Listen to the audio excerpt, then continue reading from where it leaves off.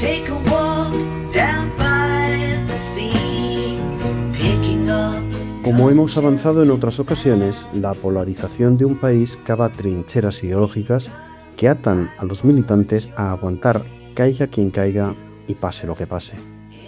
El interés personal se sustituye por el interés del líder, lo que hace desaparecer el pensamiento crítico y la reflexión personal que queda cegada.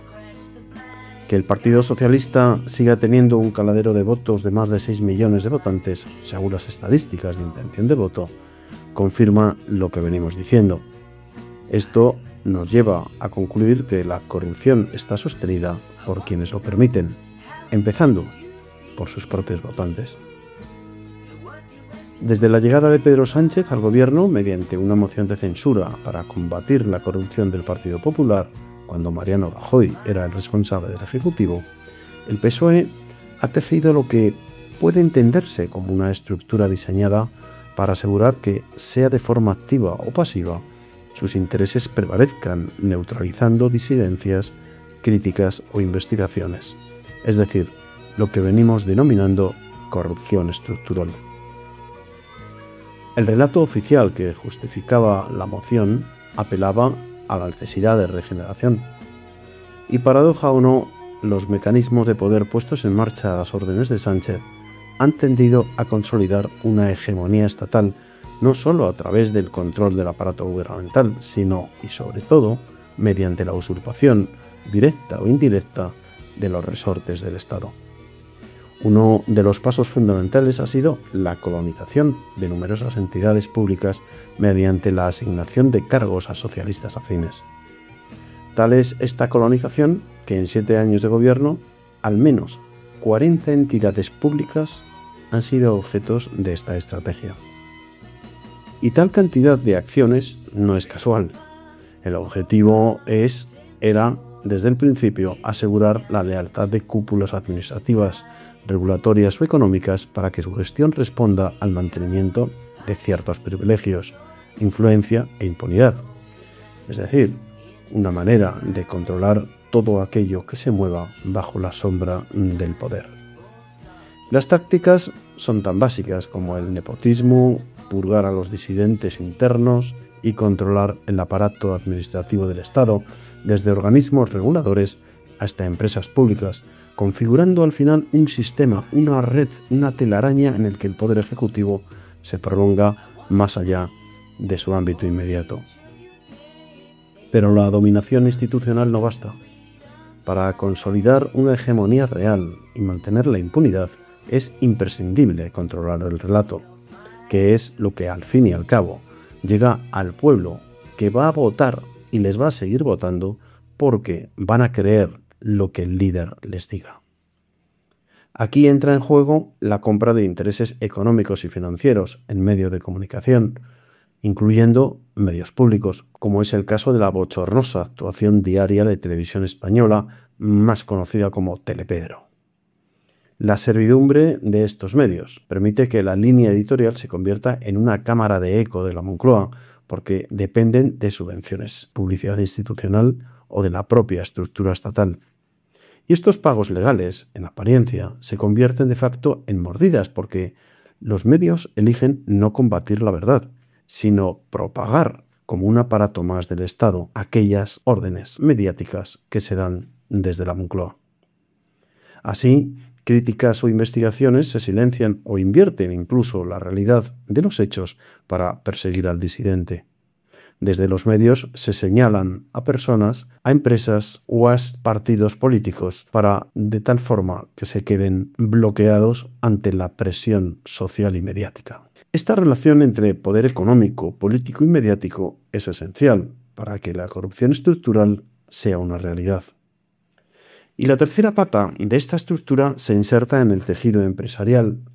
Empresas de interés nacional, energéticas, comunicaciones, de defensa e infraestructuras, acaban sometidas mediante participaciones compradas con dinero público, con contratos ad hoc y con relaciones financieras dirigidas, lo que las convierten en instrumentos del gobierno.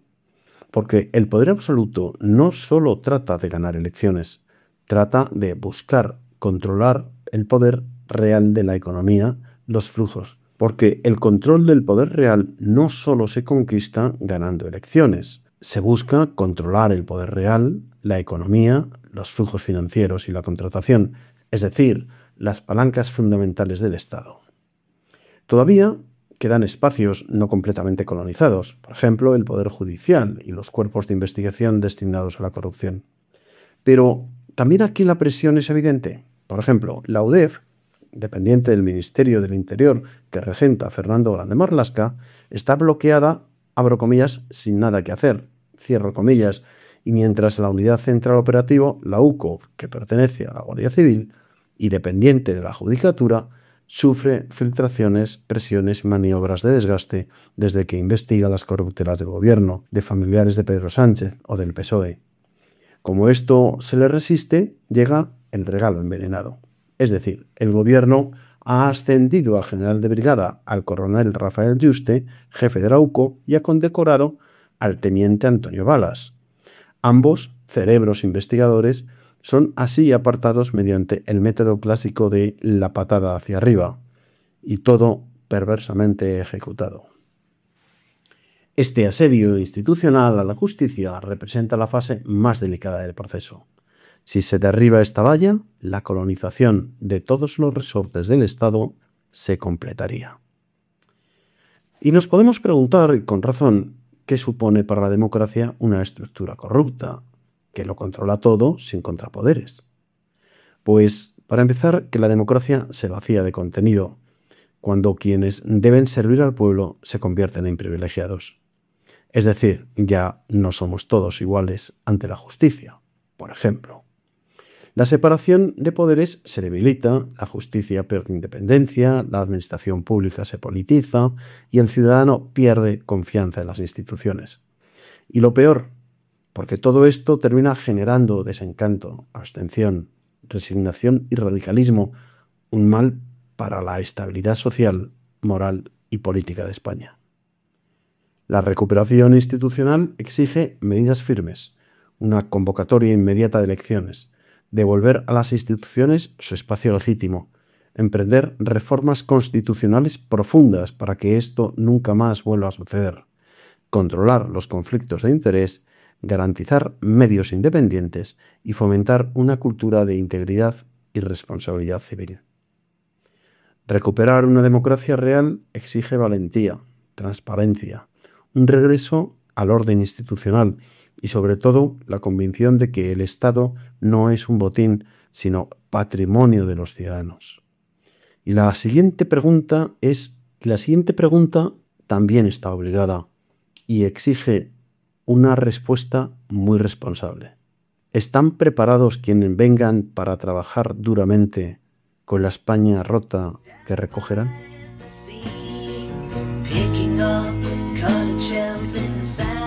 Somos Libro inspira el pensamiento crítico observando la actualidad y sugiere la lectura de libros relacionados con cada uno de los temas que aborda. Somos Libro tiene un espacio en YouTube donde cada semana, a través de una videoreseña de muy pocos minutos, recomienda un título. Síguenos en Somos Libro Oficial en YouTube. Conoce más del mundo que nos rodea gracias a los libros en Somos Libro. Les propongo 3 libros para completar este editorial. El primero es La huella de Sánchez, de José Antonio Zarzalejos. El mandato de Sánchez ha levantado un muro político que divide a España y erosiona el sistema constitucional de 1978.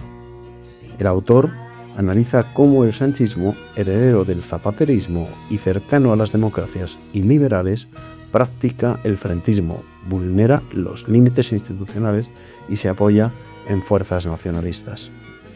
Esta dinámica incluye presión sobre la justicia, hostilidad mediática, repunte de corrupción y una relación degradada con el rey, pieza clave del orden constitucional.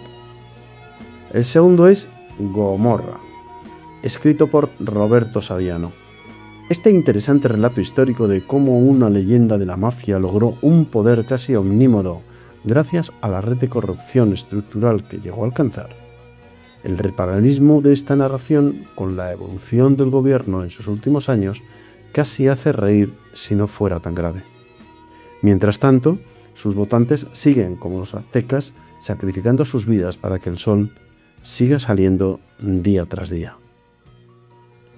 Por último, Poder y política, escrito por Jorge Benedicto y María Luz Morán. En lo que va de siglo XXI, la sucesión de crisis y transformaciones ha desbaratado muchas de las certezas que teníamos sobre el futuro de la democracia y la globalización. No hemos regresado al pasado, pero sí entrado en un escenario nuevo, marcado por la complejidad y la incertidumbre. La desterritorialización del poder, la fragmentación identitaria, la tensión entre lo local y lo global y la aparición de nuevos actores definen este tiempo. ¿España forma parte de este cambio? Esta es la pregunta que suscita la lectura de este libro. Yo soy Humberto Pérez Tomé y esto ha sido Somos Libros.